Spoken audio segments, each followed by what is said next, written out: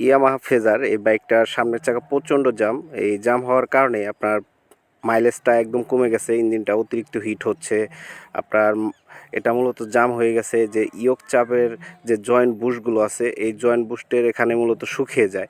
এখানে শুকিয়ে গেলে তখনই মূলত চাকাটা জাম হয়ে যায়। আর এইখানে আপনার গ্রিস অথবা ভ্যাসলিন ইউজ করতে পারেন। তো আমি এই যে ভ্যাসলিন ইউজ করছি।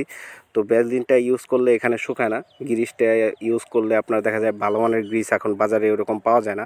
তো গ্রিসটা শুকিয়ে এখানে জাম হয়ে যায়, তখন মূলত চাকাটা এখানে জাম হয়।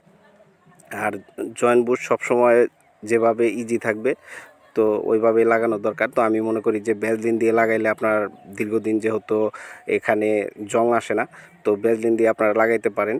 আর এখানে আপনার 7 থেকে 8 হাজার কিলো পর পর আপনার এই ইয়ক চাপটা খুলে ভালোভাবে ওয়াশ করা দরকার। তা না হলে দেখা যায় যে আপনার হচ্ছে এখানে গ্রিস অথবা ভ্যাসলিন শুকিয়ে যে এখানে জাম হয়ে আপনার জয়েন্ট বুশ ফিক্সড হয়ে যায়, তখন মূলত চাকাটা জাম হয়ে যায়। আর চাকা জাম হয়ে গেলে তখন দেখা যায় যে আপনার সামনের দিকে গাড়ি যতই পিক আপ দেন, টোটাল দেন, তখন ঠিকমতো ভাগে না। আর মাইলেজও একদম কমে যায়। এই বাইকের মাইলেজটা একদমই কমে গেছিলো, এই মূলত শুধু এই সামনের চাকা জাম থাকার কারণে। তো আপনারা সবসময় চেষ্টা করবেন যে যদি চাকা জাম হয়ে যায় তখন break show, original break show লাগানোর জন্য। যদি পুরান ব্রেক শোটা ভালো থাকে তারপরে পরিবর্তন করে দিবেন, কারণ পুরাতন ব্রেক শো যদি চাকা জাম হয়ে যায় দেখা যায় এক সাইডে বেশি ঘষা খাওয়ার কারণে আপনার ব্রেক শোটা টাল হয়ে যায়, তখন আপনার চাকার আপনার জয়েন্ট বুট যদি ইজি করেও লাগিয়ে দেন চাকাটা জামই থাকে, এতটা ইজি হয় না। তো সব সময় চেষ্টা করবেন যে ব্রেক শোটা পরিবর্তন করে দেওয়ার জন্য যদি চাকা জাম হয়ে যায়।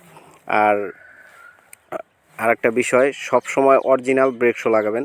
যদি ডুপ্লিকেট ব্রেক শো লাগান তখন দেখা যাবে যে বাইক যদি রান করেন তখনও আপনার যখন ব্রেকটা ধরবেন ব্রেকটা ভালো হবে না, ব্রেক দেখা যাবে যে স্কেচ বা স্লিপ হয়ে যাবে, এরকম একটা ভাব হবে।